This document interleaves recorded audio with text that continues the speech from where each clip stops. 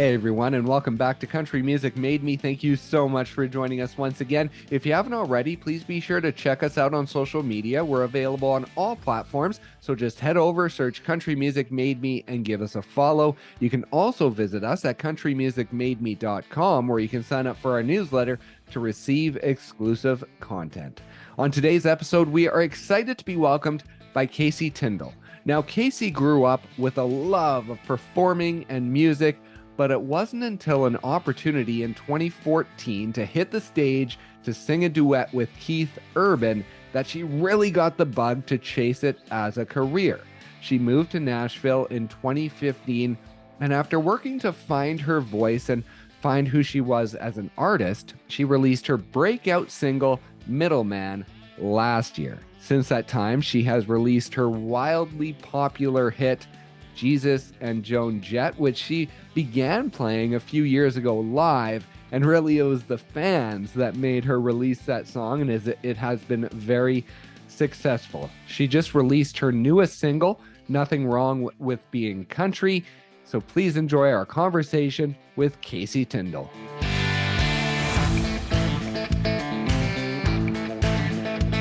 I wanted to start out sort of talking about your newer music because you have 4 singles that you've released in the past year or so.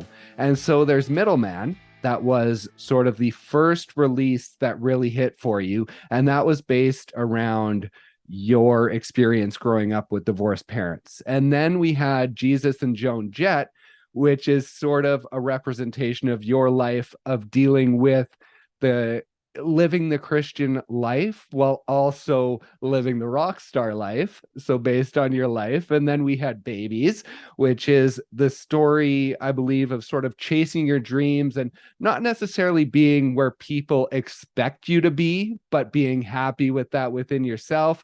And then the newest single isn't out right now, but when this episode is released, it will be out. And so we have Nothing Wrong with Being Country, which is based around where you grew up and your upbringing. So we have 4 very personal singles, and I want to dive into the influence of those and the events throughout your life that have influenced them. And that was a very long intro. I usually don't talk that much. That's okay. I love it. Let's get into it so we can let you talk. So overall, just within the love of music. Now, the story's been told that the age of 6 was when you picked up the guitar and learned it for a school project. But I think I saw a photo where you were maybe 3 or 4, and you were standing on what appeared to be Christmas Day, I believe, and you were holding a guitar. And so I was wondering where this journey really began, and if that photo was a guitar that you had been given, and if it was, did you ask for that, or did your parents sort of give it to you as a surprise to see what you thought of the guitar? So on Saturday nights, I would go stay with my grandma, and then we would get up and go to church the next morning. And on Saturday nights, the Grand Ole Opry would come on, so we would watch that, and then I would put on this show after it was over. And I think they just kind of was like, she loves to perform, so got me a guitar and a microphone, and I think that's what that picture was. But yeah, I really taught myself when I was in middle school how to play. We had a project in English class with just taking a poem and turning it into a song. And so that's kind of that's like the first song I wrote. And then I kind of taught myself to play guitar on Taylor Swift's first record. Right. So when you got that first guitar, did you learn to play it at all, or did you use it as a prop just around the house for those performances? I think it was just a prop. I was so young. I just had it. And within your love of music, now I've heard you talk about your mom was more on the rock and your dad was more on country, and how you would listen to it on the drives back and forth from their houses because they were divorced. And so were those car rides a big part to those musical influences, or like did they play it a lot around the house as well? Those car rides definitely shaped me, and my love for music. My mom, she loved rock stuff. I mean, she was Pat Benatar, Joan Jett, Boston Journey, listening to all that. But she also loved Alison Krauss. And so I listened to rock and Alison Krauss with my mama, which was great. And then my dad was just what was on country radio. And so, yeah, all that, all that time in the car definitely helped shape my love for music and help shape the music that I'm creating now. Right. And when did Joan Jett really start to take a hold of you? Do you remember sort of what age you were when you really started to fall in love with her and her music? Yeah, I mean, I always loved her music growing up just because I would hear it.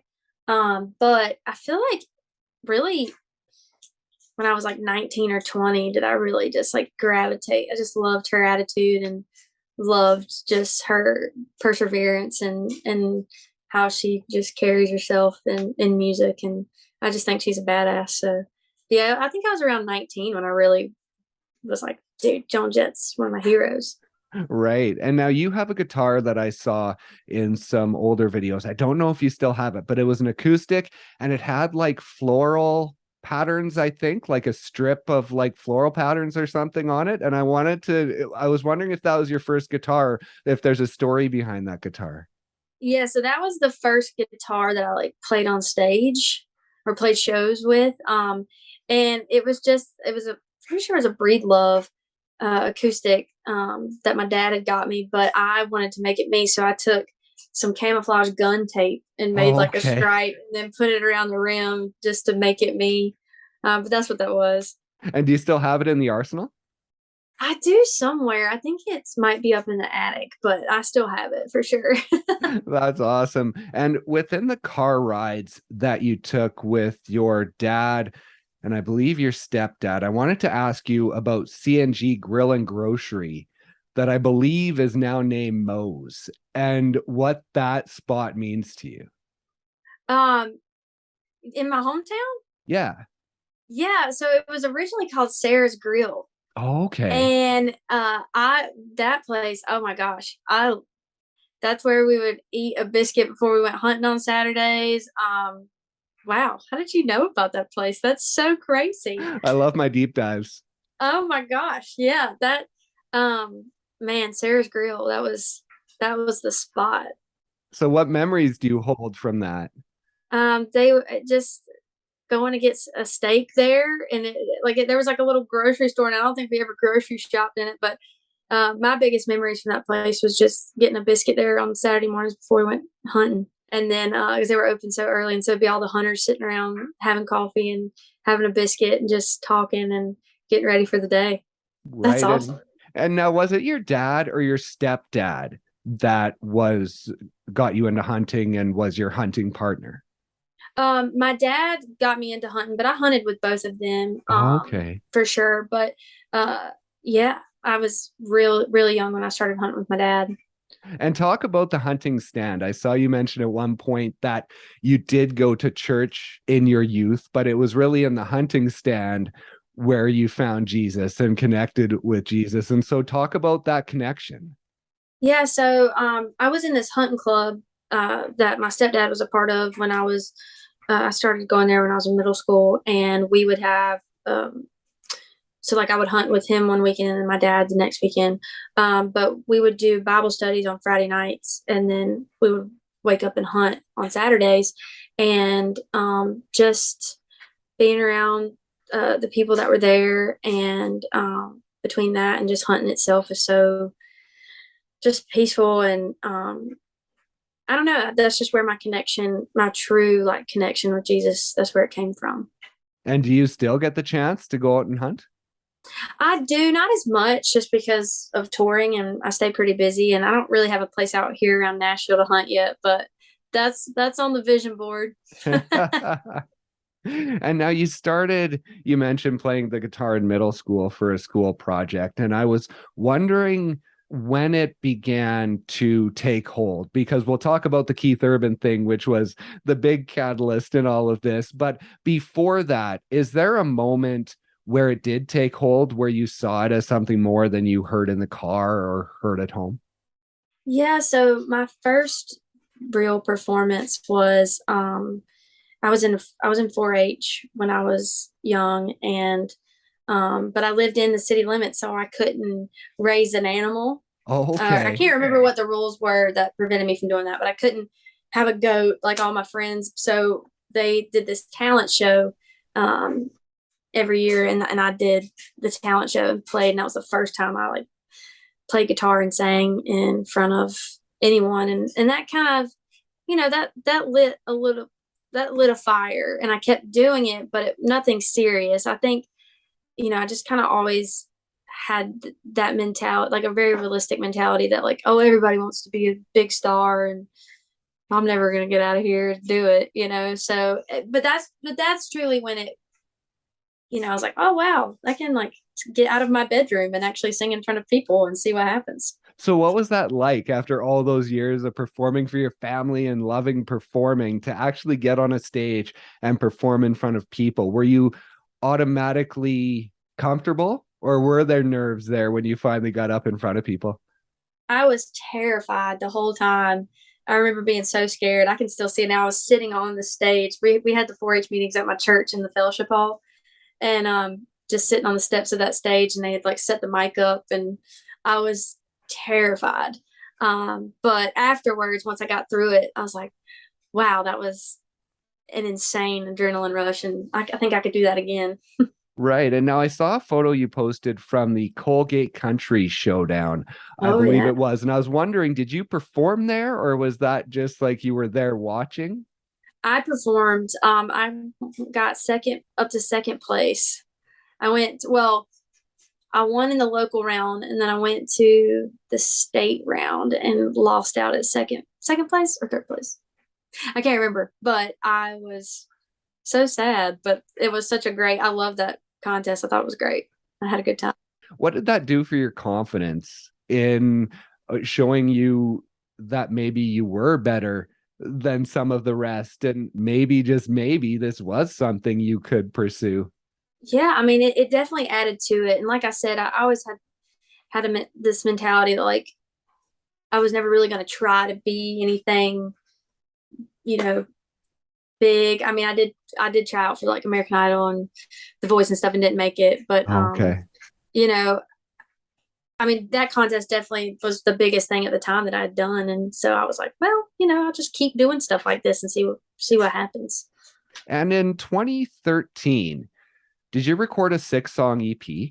I had made like a few little CDs of me playing acoustic. I don't even know. I can't even remember what the songs were that were on them. Honestly, you sounds like you might be able to tell me. Well, there's a moment that might bring it back. I saw that you had won tickets and got to do a meet and greet with Lauren Elena. Elena, And that's and then right. she had posted after that about your Yep. music, and so you had given her your music at that meeting. It was a meet and greet at the farm in Selma, North Carolina. And I didn't know what I was doing. I was just a kid, and I just like walked up and just was like, hey, I sing too, and just handed it to her, and she tweeted, and it was like, I think it was, I really like your songs. New to Me is my favorite, or something like that. And that was the coolest thing ever at the time. I just, that was big for me. Right. And so, to any of those experiences, that and the Country Showdown, before you got to the Keith Urban concert, did any of those give you the spark that maybe you could pursue this? Or was it really that Keith Urban experience that set you on this path? It was the Keith Urban thing. Like I said, I mean, I loved playing music, and I definitely dreamed of it, and you know thought if something were to happen and I was able to really do this, then I'm going for it. But I was very realistic. Like I was wanting to be a nurse, and so I was working really hard in school to be on that path. When I got to college and stuff. But yeah, the Keith Urban situation, that's what really was like, oh crap, I can really do this. And so, for people who don't know, so you won a contest to sing with Keith Urban at his show around your hometown. And so you step up there to sing with him. Now, talk about the experience beforehand. Did you get a chance to like meet him and talk about the performance and what was going to happen at all? No, I did not. So Really? yeah, I won this contest through 94.7 QDR, and it was to sing the female part to We Were Us that he did with Miranda. And we like called in on the phone. So it was, I mean, we all sounded terrible. All the finalists, they played them back. It's like coming through the phone, we all sounded just terrible. And I was like, well, this will be eeny, meeny, miny, mo. And they picked me, and I was like, oh my gosh. So it was crazy because, like just word got out. And so I had all these like news channels coming to my house they were fighting for an interview before I had to leave to go to Raleigh, which was like an hour and a half drive. And so, yeah, I get there, and I was so scared. My dad went with me. And they gave me a little green room and they gave me very clear instructions on when to go stand at a certain spot. And then when Keith calls me, go out there. But I sound checked with one of his band members, kind of stood in as him. Oh, okay. So I didn't actually get to meet him until I went out there, and I was like, oh my God, it's Keith Urban. That is in crazy. Front of like tons of people. Yeah. And so within that moment, you hadn't met him. So obviously you want to make an impression on him. But as a performer, you probably want to be paying attention to the thousands of people that are in front of you. So what was your thoughts during the performance of making that balance of being, oh, Keith Urban, but oh, look at me performing, everyone? Honestly, I kind of blacked out a little. I had an out of body experience. I feel like I barely remember. I remember looking out and actually seeing my family and like pointing at them. And before I started singing, so in Raleigh, so first of all, I went to ECU, which is in Greenville, for college. And then in Raleigh, that's where NC State, that whole area is like North Carolina, just Duke, you got all these colleges. And so just from how the Greenville community had, got behind me going to do this, and like all the news channels and all that stuff. When I got on stage, he was like, so who did you bring with you tonight? And I don't even I swear the Holy Spirit just made me say this. I don't know. But I was like, well, the whole Pirate Nation's here tonight. And like the crowd just erupted. There was like cheering and booing and like in a good way, Yeah. Apparently there was a bunch of fights after because of it. Really? But yeah, because people were drunk and my team's better than your team kind of thing. But right, yeah. But they ended up like playing the soundbite in the ECU stadium of him saying, well, where's the Pirate Nation at tonight? Like it was super cool. But that and seeing my family is really the only things I truly remember about being up there, because I was just like, holy crap. And I do remember thinking, wow, he's like super ripped. But yeah, it was, I'll never forget that night. That's when it truly kicked things off for me. I mean, even doing that, like I had friends being like, this is going to change your life. I'm like, no, it's not. Like, it's going to be a flash in the pan and I'll get some shows out of it. That'll be cool, But then the stars aligned and my first manager happened to I think he was in the crowd or got a call from someone in the crowd that was like, did you hear this girl? And then that led to me coming to Nashville, and, one thing led to another, and we're really doing it. So that's definitely what did it. I saw on social media, you had mentioned that at some point, I think it was around 2014, you told your mom that you would play City Limits in Raleigh by the end of 2014. I think you had mentioned to her. And then I think it was January 2015, you were able to play that venue opening for Kelsey Ballerini and Easton Corbin. I think that's the first time you played that venue. You can correct me if I'm wrong on that. It was with Josh Thompson was the first time. The second time was with Kelsey and Easton Corbin. Oh, okay. So talk about that venue and the fact that sort of that was what you told your mom and then what it meant to be playing there.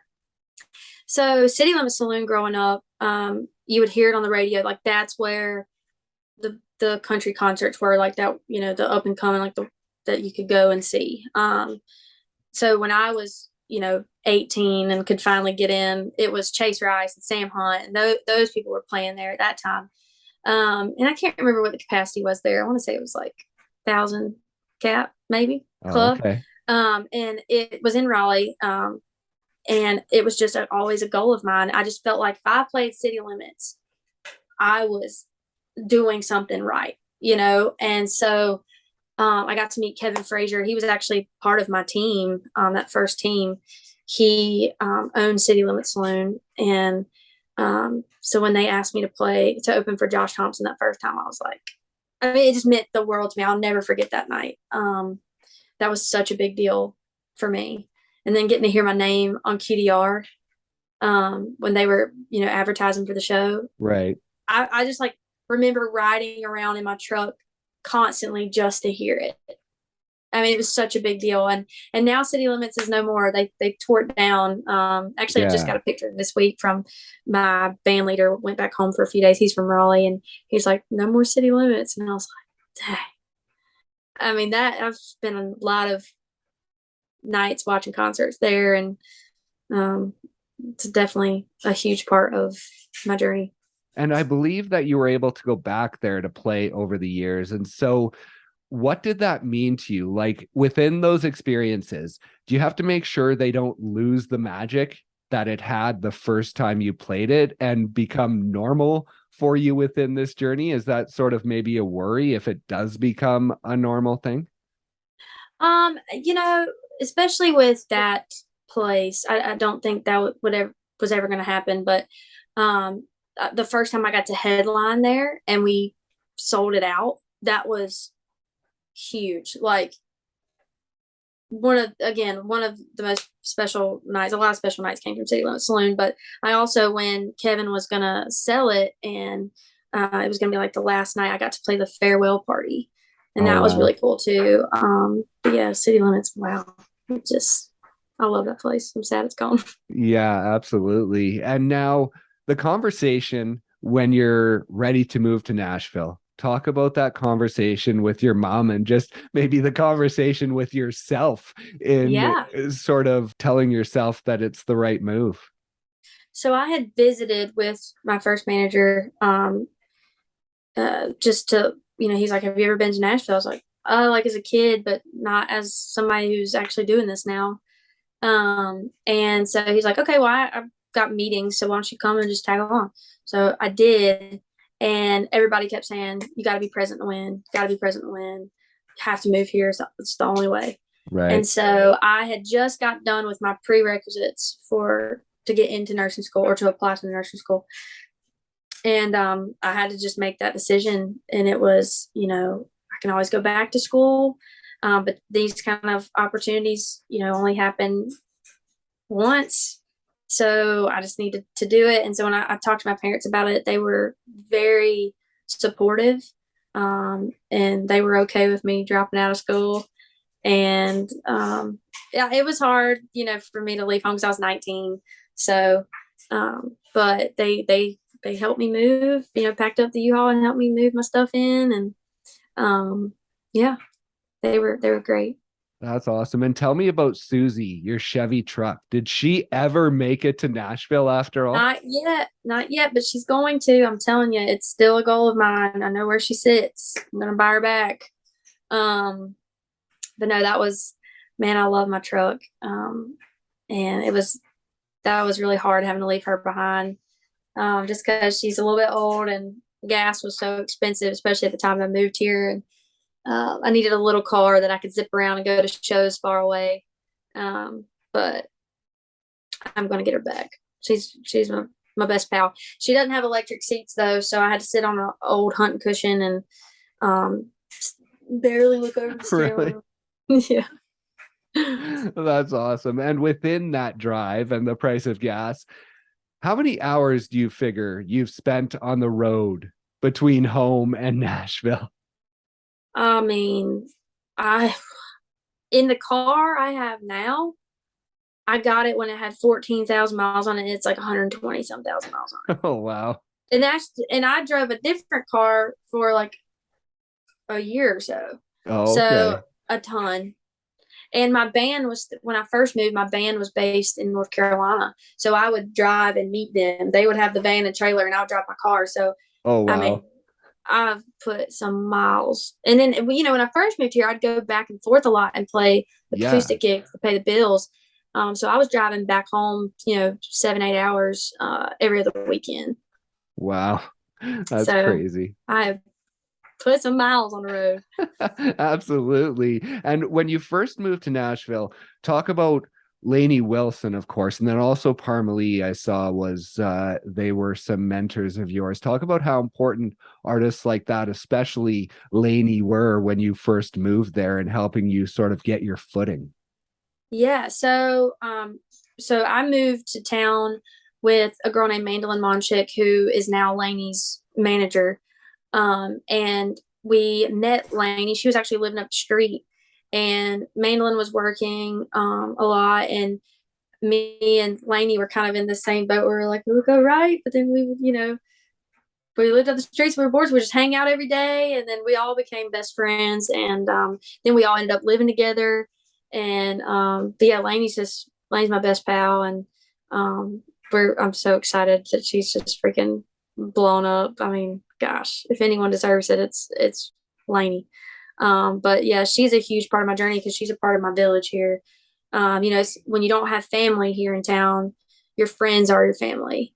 And so I have the most amazing group of girlfriends here. And I literally don't think I could do it without them, and go through all the stuff that you go through in this business and in this town. But yeah, super, super thankful for Lainey. So your first co-write in Nashville, I believe it was with Doug Johnson, or one of your first anyways, and he's a super hit writer. He wrote Three Wooden Crosses for Randy Travis, written for Lee Brice, Rascal Flatts, and I heard you tell a story that you didn't necessarily knew who he was when you went into that co-write.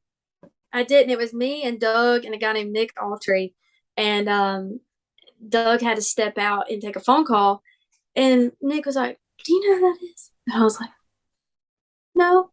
And then he told me, and I was like, "You shouldn't have told me till after the ride," because then the rest of the ride I was like freaking out. And that was the week that I went to visit Nashville, so I hadn't moved there yet. Oh, okay. And another crazy ride I had that week was I can't remember who the third co-writer was on this, but it was with Driver Williams, who plays for Eric Church. Oh wow, yeah. And we're now signed to the same publishing company, and I know him very well. He's awesome. But at the time, I knew I was going to be writing with him. But like the week before, I had tickets to see Eric Church in Raleigh. So I'm up in the nosebleeds, and I'm like, I'm writing with that guy next week. And I was like freaking out. But yeah, that's... Like, did you have the confidence going to Nashville? Like, for someone who has known they've wanted to do this since they were 3, maybe they built themselves up a bit, but your sort of aha moment didn't come until later. And so did you have the confidence as you went into those rooms and as you started co-writing? I had a good amount of confidence, but I also knew that I was about to learn a lot. Felt very humbled being able to sit in these rooms with, and I still am to this day, whenever I'm able to write with people who have done, incredible things in the writing community. I just feel like there's so much to learn. But yeah, I mean, I definitely had, like, I know that I'm good enough to sit in these rooms, but I definitely, especially when I first started, was just like in awe of the people I was writing with. That's awesome. And within this journey, I saw that at the end of 2018, so you released your debut music in 2017, and then at the end of 2018, you sort of ended it by sort of a sobering post of the fact that maybe your debut music hadn't hit as well as you hoped it would, and sort of the first years in Nashville struggling with that Christianity versus, rock star lifestyle. And so within this journey, as you're going through that, especially with the music not hitting as well as you wanted it to, you were still playing a ton. You were still getting a lot of great shows. So within the journey of the disappointments, do you have to make sure that your mind is always open to the other experiences that are happening so that you don't get too low and you realize that you are on the right path? Yeah, I mean, especially like back then, I was going through a lot of changes. I'm just getting, just growing as a human, but also like team members changing here and there. And I was touring a ton.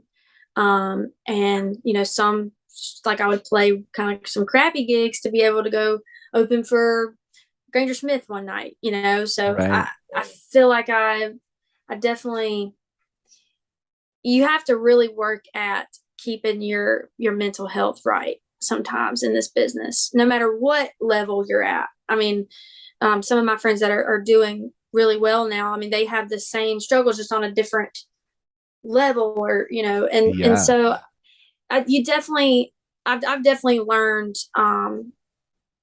to hold on to all the good things that, you meet a random, really nice stranger at the grocery store, making sure to like really soak that in, and to try to combat some of the bad stuff or some of the disappointments, or because they can really eat you up. This business is not one of those that you can just, I'm going to get up and work really hard today and I'm going to succeed. That's not true.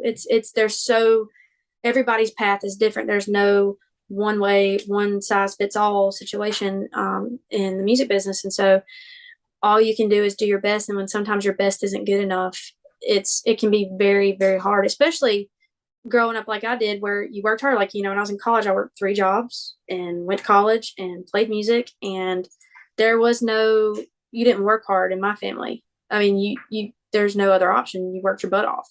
Right.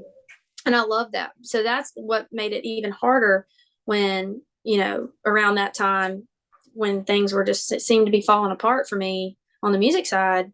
It was just, I couldn't just, I don't know. I just felt like it got to me a little bit. And so I definitely feel like I've grown up a lot since then, and am definitely able to, combat those things with, like you're saying, keeping my mind open to just all the good that's around, and really focusing on that, and kind of training my brain to fight all that. Right. And so 2020, how important was that year for helping you train your brain and for helping you see the positive and for getting through that? What was that year like for you as a newer artist who is looking to explode, but, not being able to do anything? Honestly, the pandemic, as far as my music went, it actually took the pressure off, because 2018, 2019 was when I felt like kind of everything felt like it was falling apart for me on the music side. And I was like, so the fact that nobody could do anything, I felt like I had a chance to regroup. I got a job delivering groceries, and I was able to just like, all right, we're all in the same boat now. We're all about to start over. Like it definitely actually took the pressure off for me. I know for a lot of people it was the opposite, but yeah. Right. And now something.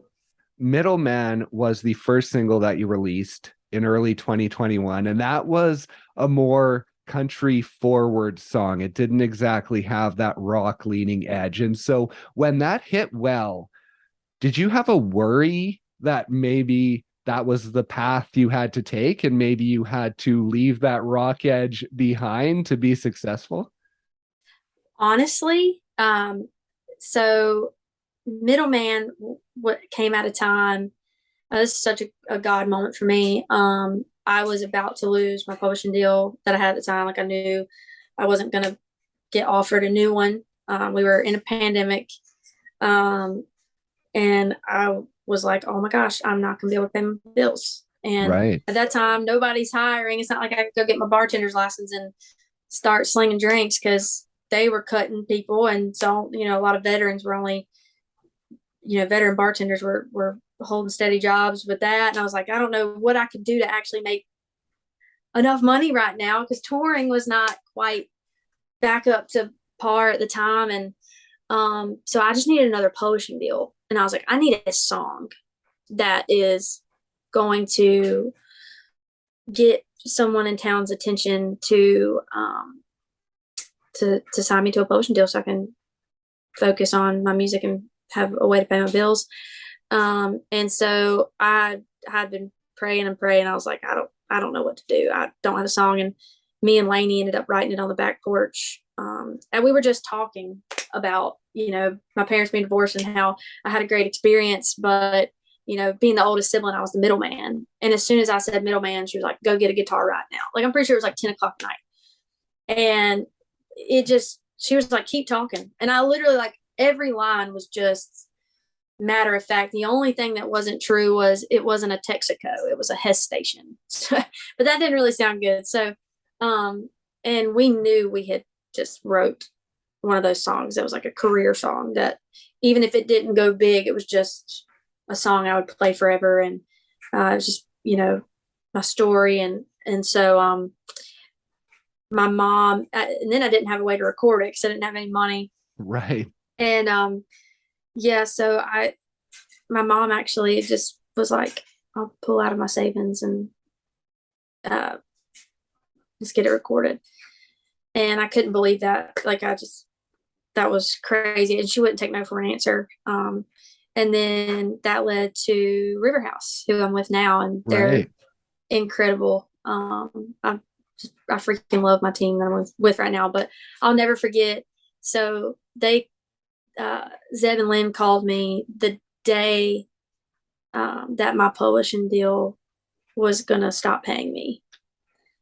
And I was like, oh my gosh, I'm saved. Like, it was such a big deal. But yeah, middleman changed the game for me, for sure.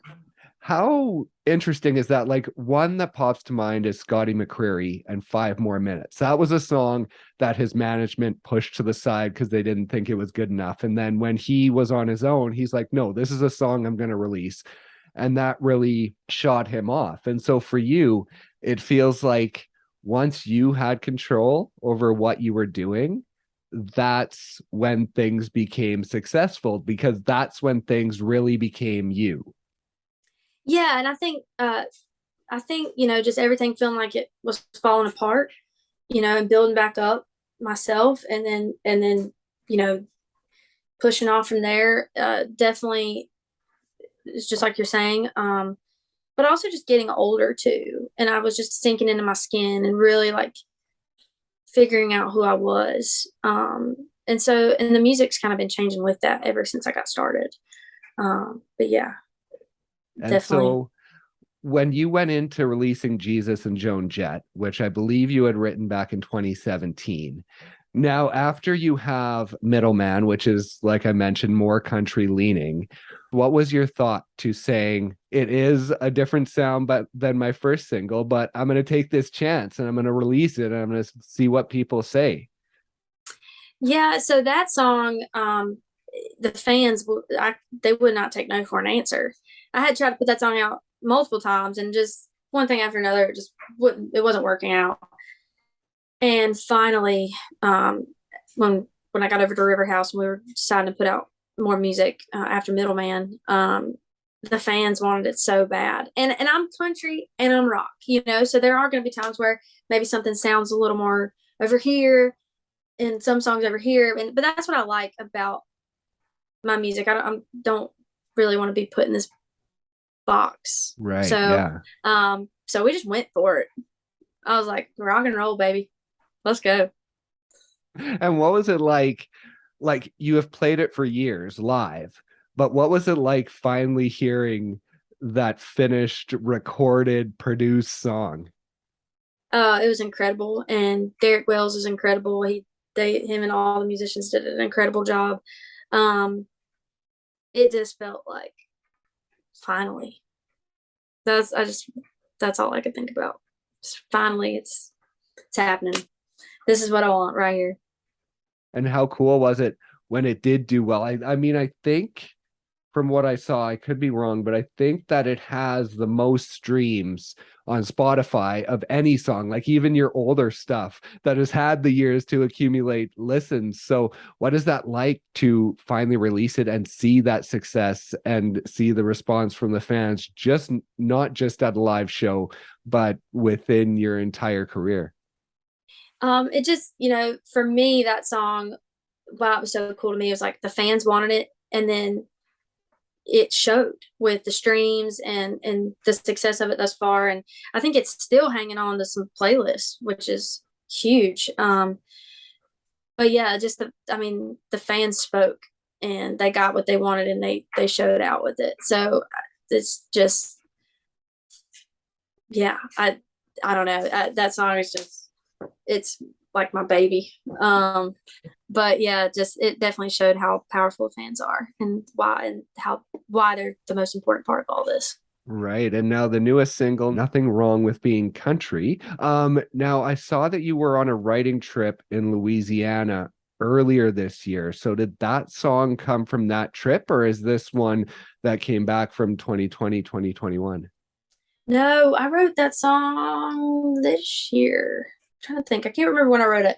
But I wrote it with Cole Taylor and Jacob Rice. Oh, okay. And I just remember being in the car. I think it was early to my right. And I remember reading, it was either a blog post or something where someone was just kind of talking trash about country people and how we were stupid or like all the stereotypes that come with it. And I remember being so angry about it. I walked in there and I was just like, y'all, there's nothing wrong with being country. And I needed something upbeat at the time too. And so it was perfect. So we just went to town writing it. And I was like, well, there it is.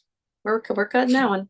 And these 4 songs, have you ever been this personal in the writing room before sort of writing Middleman? And after that, did it help you really open up in the writing room and write songs that were very personal to you?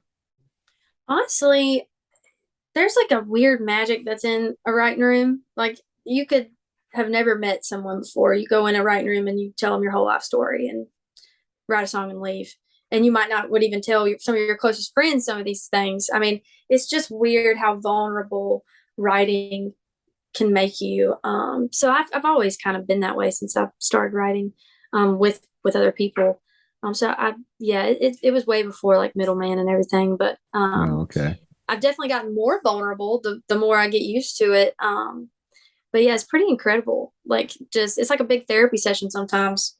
You're like, wow, I didn't realize I needed to talk about that today, but there it is.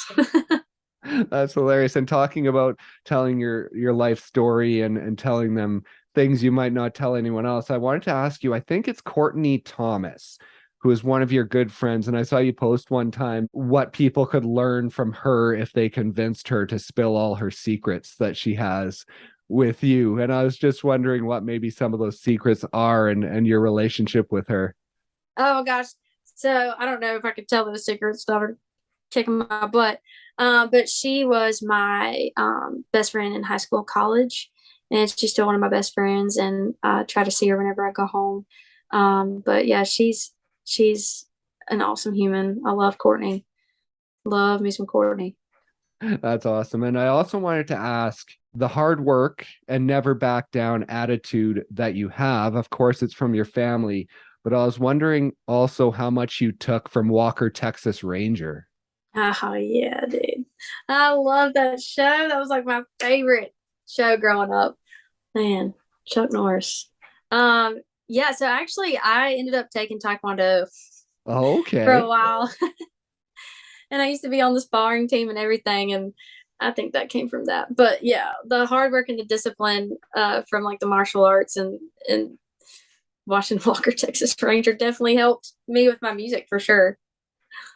That's awesome. And so tell us what's next. You're heading out you just got off the road with Drake White, and then you're heading out with Bailey Zimmerman. And so what are these shows like to finally have this music that has hit so well after all these years of wanting that and being able to be out there playing these shows and hearing people sing it back to you? It's incredible. I've been so blessed over the years with all the people I've gotten to tour with, and I enjoyed. I mean, the Drake White tour changed my life. Just the people and Drake and his whole crew, and just meeting his fans and being able to gain his fans has been incredible. I've done a lot of dates with. I did the Jamie Johnson and Whiskey Myers tour last year. And the Bailey tour, I'm so excited. I love Bailey. I'm so excited for him and his career, and he's such a nice guy. And I was so thankful when they asked me to open these shows for him. And I think some of them are with Corey Ken as well, and I love him. But yeah, I'm just so thankful and excited for this tour coming up. And what does the future hold for your music as we see more singles from you? Is there plans for a bigger project? Yes, I think we're definitely going to go in and try to cut some more songs by the end of the year. But I'm just writing my butt off right now. Pretty much every day that I'm home, trying to get a pile of songs to choose from and go in and cut some more. But we have another song that's going to be coming out after Nothing Wrong with Being Country before the year's over with, and then we'll go from there. Right. And last thing I wanted to ask, just within your songwriting, now I saw in 2021, Nashville Briefing named you one of 25 songwriters you need to know. And so within this career and where you are now, where does the balance come of being a songwriter and being an artist and living within those two areas? Yeah, I mean, I love writing songs. I think I definitely love the artist side more. But I love writing music. It's part of who I am, and I feel like I live my day in lyrics. Like I can't help when I watch a show or a movie, I gotta stop and write down what I heard and go off in a la la land, write a song. But when I was part of that list, I remember feeling just so honored to be recognized for my songwriting, because also this town runs off of songwriting. And so being a part of that list with the people that were on that list was a huge deal for me, and made me, just made me think, wow, okay, I am a good songwriter. I'm good at this. Okay. But yeah, it was such a big honor to be on that list. And the balance is easy, honestly, just because I got to write the songs to go out and play them, to have songs played.